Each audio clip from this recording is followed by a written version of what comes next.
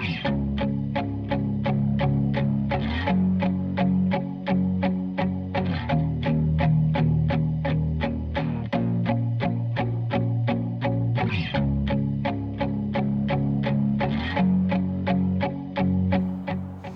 everybody, welcome to Livewire Review. We're here today with a 2023 Nissan Ariya Platinum Plus E-Force, and this is the first time we've had the all-wheel drive. I'm excited, are you excited? Oh, I'm excited. This is the one with the 87 kilowatt hour battery. You can actually get somewhere in this car. Yeah, so let's get somewhere right now and talk about it. So let's kick this one off with a quick walk around here, and one of the first things we noticed when we actually brought this out on the lot today is exterior-wise, appearance-wise, everything-wise, the Platinum Plus looks a lot like the lower models. And it's just true. They don't change a lot on the outside. You get a couple of unique things on the inside to the Platinum Plus that you don't get on, say, the Evolve or some of the Engage packages, the little bit lower trims. But on the outside, let's just talk about what we do have here today. So up front, you've got some really clean-cut LED headlights that kind of cascade through your hood there, your HID fog lights down low, as well as additional venting, I'm assuming for aerodynamics. Down low, you've got, sadly, plastic hubcaps. Now again, I'm assuming for aerodynamics and efficiencies, but on a Platinum, I would expect maybe an alloy, maybe something a little nicer. You guys could have put out a different wheel to make it a little shinier. Sliding back here, not much to talk about on the sides. Some pretty solid character lines, body match fender flares, nothing crazy, and same around the back. We've got LED taillights, and you do have the gigantic Platinum Plus badge to make you, remind you of what you bought here. But again, exterior styling, once you've seen an Ariya, you've seen an Ariya. There's nothing crazy new as you move through the model range. So I think what we're gonna do is we're gonna jump back up front. Jeremy will tell you some of the stuff under the hood, and then we'll take it for a drive, and we'll talk about what stands this model out from the other ones. Well, I'm here at the front end of the Ariya, and this is the Platinum Plus, as we said, with E-Force, so that means that it comes with 389 horsepower, 442 pound-feet of torque. That gets us to 0 to 60 in around the 5-second mark. It is quite a difference from the front-wheel drive version of this car. It's about 7.5 seconds to get 0 to 60 in that one, and you're actually going to find a little bit of lift in the front end when you get a front-wheel drive model. Now, under the hood here, we have just the stack of power electronics. You're not going to find a frunk in this one, but what is really interesting here is this one does include a heat pump. Now I'm trying something new here. I'm actually going to classify heat pumps as an A, B, or a C heat pump. This one falls in as a B heat pump, and that's because this one just uses a condenser. It does not use the liquid cooling system around the battery or the power electronics in order to scavenge heat in this vehicle. So this one is going to be good down to about -10 Celsius, and below that you're going to be relying on a resistive heater. Now with an 87 kilowatt hour battery, that's not going to be an issue. The closest ioniq 5 has a 77.4 kilowatt hour battery. This one's an 87 kilowatt hour battery. So with 10 extra kilowatts, the cold weather is not going to be an issue in this car, and it's going to warm up very quickly. Okay, here we go for the road test in the 2023 Nissan Ariya Platinum Plus E-Force. Yeah. Now that was a mouthful, wasn't it? Like I said, the first time I read it, I walked up to the back of this thing and I'm like, what the hell is E-Force? And it literally looks to me like it's clunky. I get what you were going for, 4-wheel drive, force, combine them, I get it. It reads funny. And I just thought to myself, you could have just dropped the OR entirely and had the letter 4 or the number 4 and the CE, and I would have read it as force. It's just, I don't know. It was one of those weird things. I think it was just a mild blunder, but forever I will reference it as E-Force because it's just funny to me. But that same system. Oh yeah, puts a smile on your face. It pulls all right. Oh my goodness gracious. Yeah, is there any limitation in that throttle when you take off? Not that I felt. I mean, right there, I didn't give it a full application either. That was just like half, but I don't feel like it's limiting me. When I did take off from the first light as we were leaving the dealership there, I did feel the traction control come on, but I believe that was just the gravel in transition as I came off the side road. But it just grabs and goes, my goodness. Just compared to the front-wheel drive Ariya that we've already driven, it's obviously that much more power, horsepower, torque, everything, but the way it sticks and the way it grabs is aggressive. And I don't know if there are selectable modes. Yes, there are. So I'm going to just kind of play with one here. We're going to go to sport. That's sport. The one to live with, you know? Okay, so here's a nice S-bend with 4-wheel drive. Oh, it's got that nice spaceship sound to it. That was We're going actually a little really, bit really too cool. fast for this road. I love that. Oh, I was only doing 112 and a 40. That's all good. No, that's okay. But that's actually shocking too. I was just watching what I was doing, and when I looked down, actually I didn't have to look down that far. I got my heads-up display here on the window. Whoever was in this before just has the speed, but I'm sure that that's adjustable, and I can add some other things too. I do like where that's placed, actually. It's kind of in the bottom of my eye line, but it's not so far down that I have to adjust where I'm looking to see it. That's really nice. And From it is my nice. seating position anyway. I like that a heads-up display is actually on the windshield. You don't have to put a plastic sheet that pops up every time the car starts. Actually, and this will be a little bit too much information for the average viewer, but I do have a rear view camera, which I do like. I shut it off on the way over here to pick something out of my teeth, but I was using it for a little while on the drive, and I thought to myself, that is slick. And I like that we've got the menu option, and you have a ton of options on this thing to change. And I know I've used similar systems in Chevrolet products, as well as some of the newer Hyundais that use them as well. And it's pretty much just brightness and zoom in those ones. Here I've got down, up, left, right, rotations, different indicators. I can change my language if I want to have my menu buttons en français. So it's just really cool, slick little system. And I love that rather than have an on-off button like Hyundai, for example, they just went with the classic flip the toggle and it's off. And as we pull out into traffic there, you just don't have to worry about traction in this vehicle. It plants it so well. It really does. I am curious, does the spaceship noise go away when I come out of sport mode? Okay, I've gone back to standard now. So when we take off from this light, we'll find out. Because that seems a lot louder than when I first drove it. I didn't even know that was there, so that was just a fun little bonus for today. Just to give you something audible as you're Here we driving go, along. here we go. Yeah, No, it there's goes no away. Spaceship sound. Okay. So in sport mode, you get the cool George Jetson spaceship sound as you take off from the light. Okay, I dig it. I'm going back, actually, because it's much cooler. It makes me feel like I'm doing something aggressive again. Now, if you're feeling posh, why don't we just open up our glove box here? Oh, yeah. So when I got in this car, and I said it to Jeremy, there's a button here, and it just says open, close. It didn't really describe what. I assumed it was going to be the sunroof or at least this sunshade. No. Check this out. The powered center glove box comes out. That's right. We're too rich for one glove box, although this one just opens manually. Oh, that's interesting, though. Comes very close to contacting your knee, and it is actually quite a deep well in there, too. You can put your hand down in there, lots of storage space, or you got this little parcel shelf for, I don't know, your phone, I guess. I don't know what else. I thought it was a wireless charger at first, but that's just a little art there in the corner. That would have been cool if that was wireless charger. But that does have wireless charging somewhere else, I believe, down low. Yeah, they're hidden way down below here. So that's actually a little out of the way. But I don't know what you would use this shelf for now that I'm actually driving this car. You don't want to put a cup on it. What else could you put on that was, comfortable to not drop or slide off immediately? It's not very deep. It doesn't hold much. So I don't know what that would be used for, to be honest, but maybe it's just to limit you so you don't wreck it going in, which actually makes a little bit more sense. Besides that, though, this feels the same as the Engage. I do believe this kind of velour material through the doors and through the dash is unique to this package, yeah, as well as here these we get seats. This suede and these leather seats. Oh, and they have ventilation on them, so I'm going to assume we have cooled seats. How do I get to those? Okay, there are no that physical is the buttons fun in the part bar. here. There are no physical buttons in the bar for it. There is one right here. There we go. Oh, I thought I had it. Oh, you got it. Oh, You got it. Okay, one of us had it. So there you go. Driver only. Oh, where's...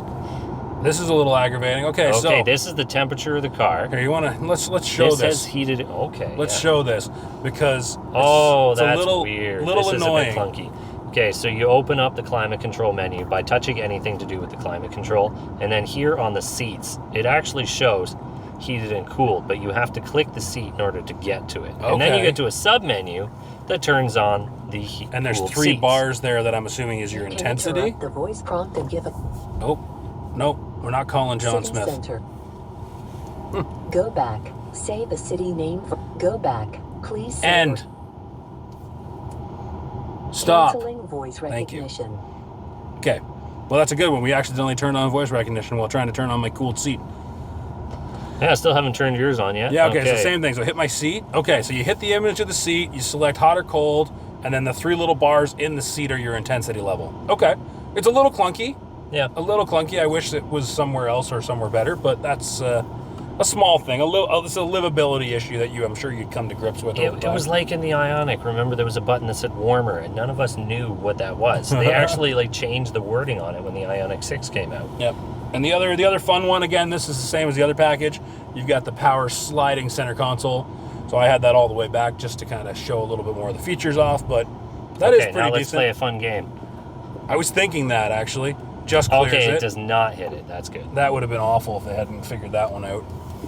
But yeah, like I said, the interiors on these cars are fairly similar. I mean, almost identical, I dare say, save for a couple of soft touch materials. It has this same copper bar that runs the entire length, left to right. The controls are the same. So you're paying more for this Platinum Plus package.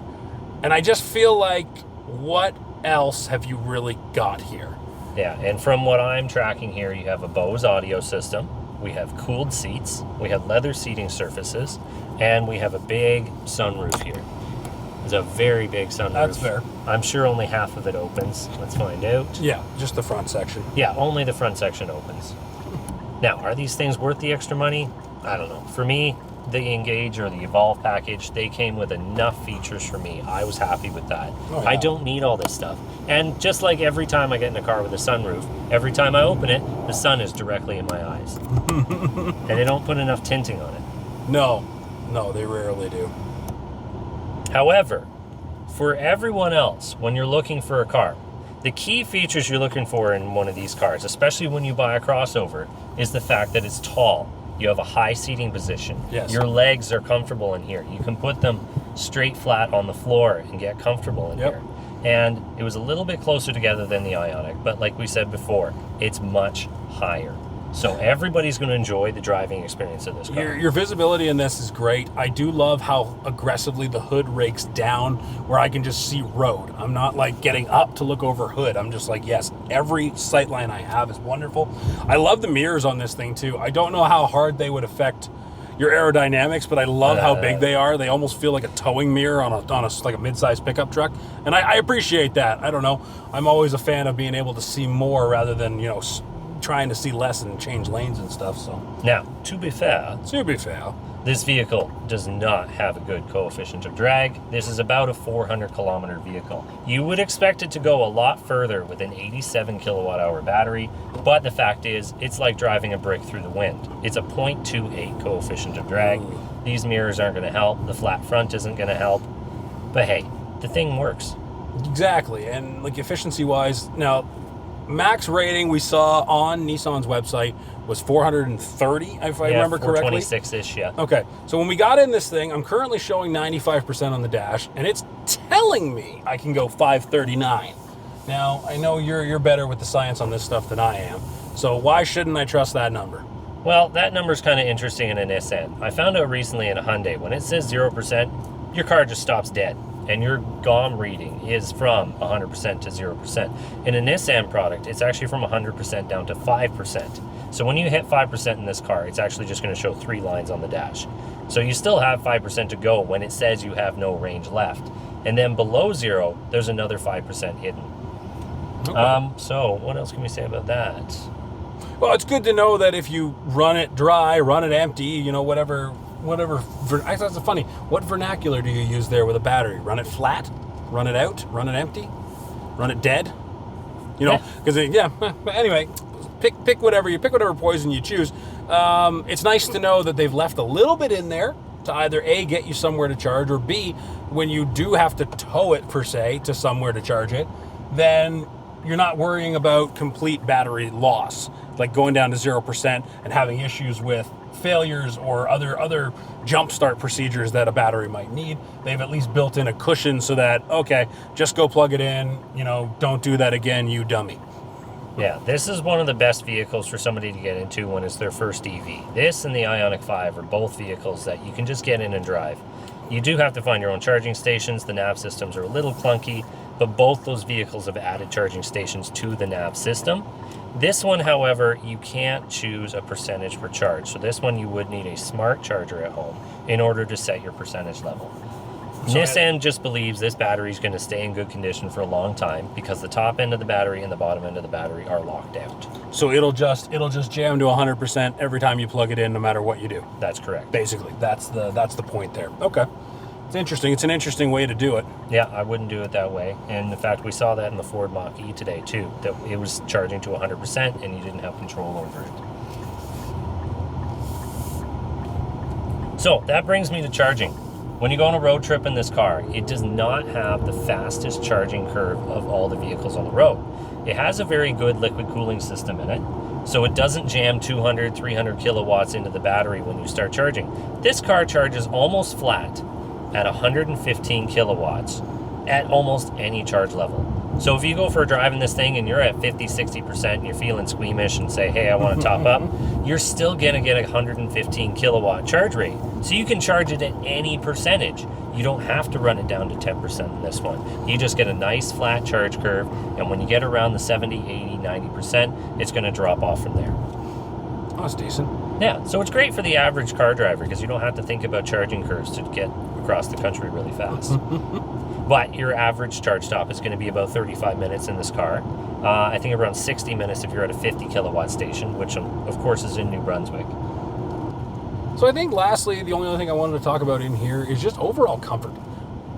We talked about how quiet it is in this cab, or we haven't rather. We wanted to talk about how quiet it is in this cab. Yeah, you've got the noise generation for this race car mode here, but overall sound deadening in here, you're getting very little road noise. Even when you hammer on the thing, it just doesn't make you think that you're driving it aggressively.